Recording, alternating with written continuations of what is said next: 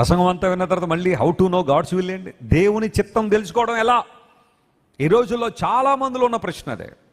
How should I know the will of God for my life? నా జీవితం పట్ల నా దేవునికి ఉన్న ప్రణాళిక ఏంటో తెలుసుకోవాలని ఆశిస్తున్నాను అని చాలామంది అడుగుతుంటే, పౌలు భక్తుడు అలాంటి వాళ్ళందరికీ చెప్పాడు, మీ మనస్సు మారి రూపాంతరం చెందినప్పుడే మీరు దేవుని చిత్తాన్ని ఏం చేస్తారు? గ్రహిస్తారు. మనస్సు మారి రూపాంతరం పొందినప్పుడే ఉత్తమమును అనుకూలమునైన దేవుని చిత్తం ఏంటో మీరు పరీక్షించి తెలుసుకోగలుగుతారు.